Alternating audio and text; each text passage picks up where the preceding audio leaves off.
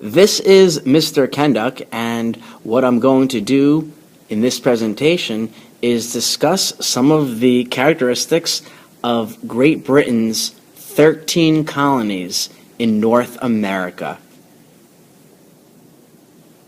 So, the gentleman who kind of got the ball rolling, who really worked to persuade Queen Elizabeth and the English government to attempt to colonize the Americas, was Sir Walter Raleigh, who is pictured here.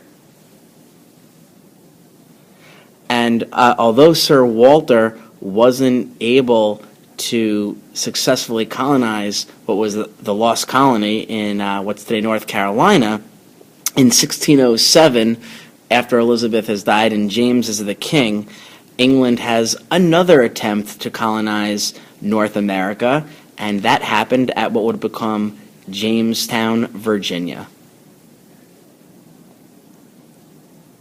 John Smith was one of the major personalities who was involved in establishing the British colony in Virginia.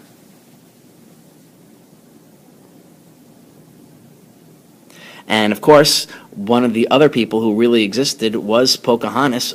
She was the daughter of Powhatan, the chief of the Indians that lived in Virginia, and Pocahontas is famous for marrying John Rolfe, an Englishman, and their marriage actually created a peace between the Englishmen in Virginia and the Native Americans.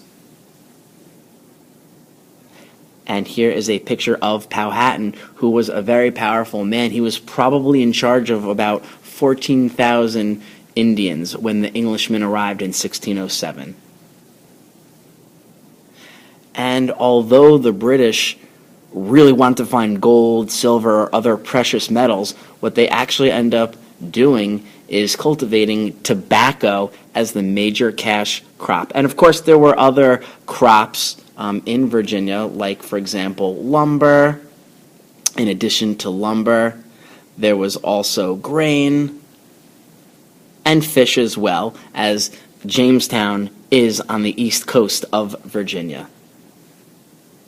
All right, now moving away from Virginia, we're going to move all the way up north to what would be called the New England colonies, and this includes the 4 colonies of New Hampshire, Massachusetts, Connecticut, and Rhode Island. And one of the unique features in the founding of all of these colonies is that they all have something to do with religion. The first group who came to what would be called Massachusetts was the Pilgrims, and the other group was the Puritans. The Pilgrims made their journey from England to what would be the Massachusetts Bay Colony in 1620.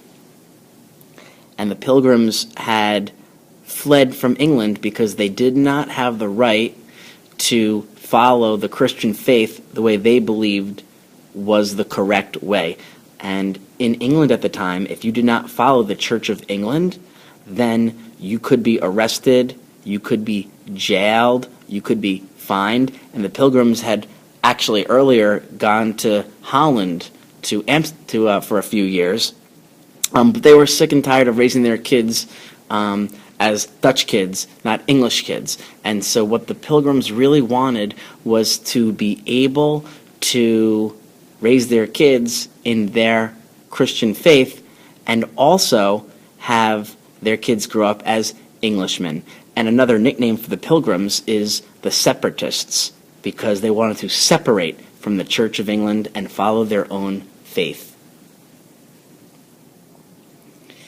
Some people don't know that the Pilgrims were originally supposed to go to Jamestown, Virginia. Now, no one knows whether or not they really had an issue with navigating the tough waters, or if they took a wrong turn on purpose, so to speak, because they wanted to get away from the English government. And if they went to Jamestown, they'd probably still have to follow some rules of the English government. And instead, they chose to go to a totally different wilderness so they could play by their own rules. And another thing that the Pilgrims are famous for is the so-called Mayflower Compact, which was a document that established a really crude form of government where decisions were made by the majority of men, meaning if they were going to make a law, if there were 50 men that were going to vote for the law and 30 supported the law and 20 men didn't support the law, then the law would pass and the 20 that didn't support it would support it because they ruled by the majority. The Pilgrims, of course, are also really famous for the so-called First Thanksgiving between the Native Americans and the English Pilgrims, but there's a lot of myths associated with this holiday. For example, the Indians were uninvited guests. The story from the one account that actually survived says that the Pilgrims were actually firing their guns in celebration, in sport, and the Indians came by to see what was going on. And next thing you know, the Indians are joining the 3-day feast. They're probably bringing deer and other types of meat, and they celebrated this holiday with the Pilgrims. Most likely there was no pies because the Pilgrims did not have sugar, and we don't even know if they had turkey. They definitely had fish, some type of fowl, but fowl could also refer to a duck or some other type of bird. Okay, we're leaving the Pilgrims and moving on to the next group of Christians who came from England. They were the Puritans. And very similar to the Pilgrims, they left England for different religious beliefs other than the Church of England, and they were called non-separatists because for a certain amount of time the Puritans actually worked hard to purify or to clean or to change the Church of England. However, their efforts were useless, and so they decided to leave England and go to the Massachusetts Bay Colony. Governor Winthrop was the leader of the Puritans, and he was elected governor several times over. The Puritans, much like the Pilgrims, are very religious, and the Bible was a very important book to them. And in fact, the Puritans, who came over in very stable families, decided to establish schools so that their children could read the Bible. So reading and writing was very important for religious purposes to the Puritans. And as a matter of fact, Harvard College was created to train young English Puritan men to become ministers in the Puritan Church. Now, the Puritans weren't very supportive of people who didn't disagree with them. Who did disagree with them. And so there are a couple of people in New England history, Massachusetts Bay history, who question the authority of the Puritans, one of them being Roger Williams, who believed in freedom of religion for everybody. The Puritans did not like this, the idea that he accepted anyone who believed in any religion. In addition, Roger Williams also believed in treating the Native Americans fair. And so for these two reasons, Roger Williams was actually banished from the Massachusetts Bay Colony, and what he actually ends up doing is moving to the west of Massachusetts, and he creates a new colony called Rhode Island. He was actually granted the proprietorship of Rhode Island, and so in this new colony called Rhode Island, anyone could go there who believed in any religion. And so that was how Rhode Island was founded. Another social outcast was Anne Hutchinson, and she had some different beliefs than the Puritans. For example, she believed that one could go to heaven even if he or she didn't follow all the religious rules on earth. And the Puritans did not like that. So they actually banished her, and she ended up in Rhode Island at some point. Connecticut was established for religious reasons as well. The Puritans even debated themselves about how the Puritan faith should be utilized. And so people that disagreed with the Puritans in the Massachusetts Bay Colony moved to the Southwest, and they founded what would become the colony of Connecticut. Yale University, for example, was a college in Connecticut that was started to train young men to be ministers of the Connecticut version of the Puritan faith. And, the Puritans, they did like to eat and drink, and they indulged in worldly pleasures, but they do take their religion very seriously. And in towns in Connecticut, it was actually against the law for a husband and wife to kiss in public.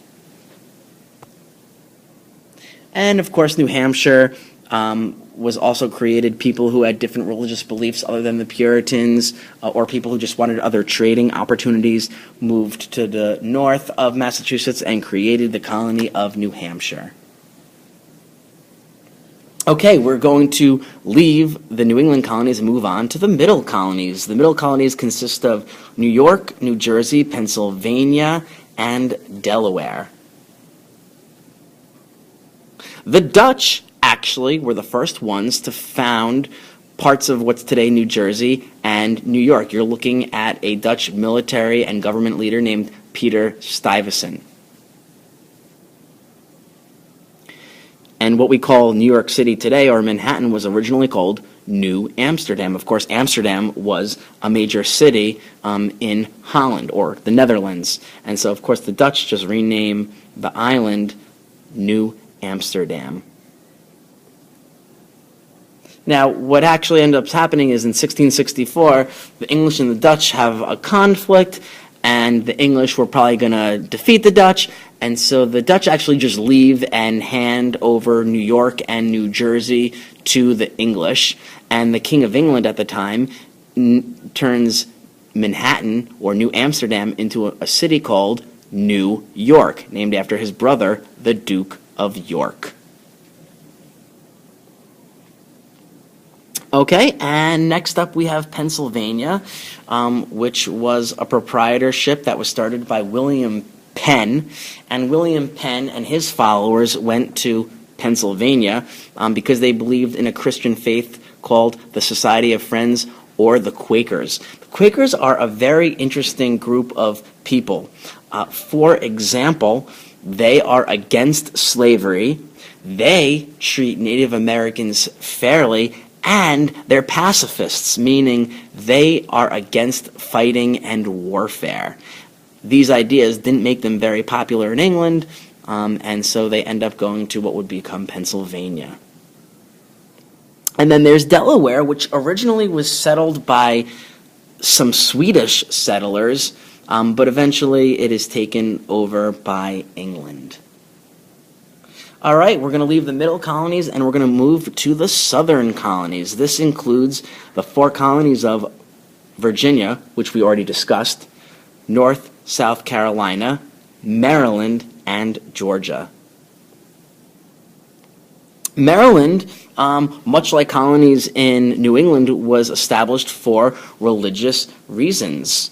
There were Roman Catholic Christians, and again, in England, they were not allowed to follow the Christian faith the way they wanted to. And so a gentleman by the name of Lord Baltimore, who was a Roman Catholic, wanted to create a place where Roman Catholics could follow their religion without getting in trouble with the Church of England. So he was the proprietor of what would become Maryland. Okay, then there is the next to last colony that we're going to discuss, Georgia. Georgia, again, has a very interesting story. There's a proprietor by the name of James Oglethorpe, and one of his friends was a debtor, someone who owed a lot of money, and he was thrown in jail, and the jails in England are nasty, and people die all the time, and his friend was killed in a jail. So Oglethorpe decides that he wants to become the proprietor of a colony, and England can send all of their debtors and criminals to this place to get a new beginning. So it's kind of like a win-win, because if you're a debtor or a criminal, then you have an opportunity to start your life anew, and at the same time, England is also able to get rid of their criminals. So that is the story of the founding of Georgia. And the last 2 colonies in the South region are North and South Carolina. Of course, originally they were just the Carolinas, and the Carolinas was started by a group of 8 proprietors, and it was basically just started for economic reasons. Of note is Charleston, South Carolina, because it would go on to become the most important port in the South. Thanks again for tuning in here, and I hope that you were able to learn a lot of good basic information about England's 13 North American colonies.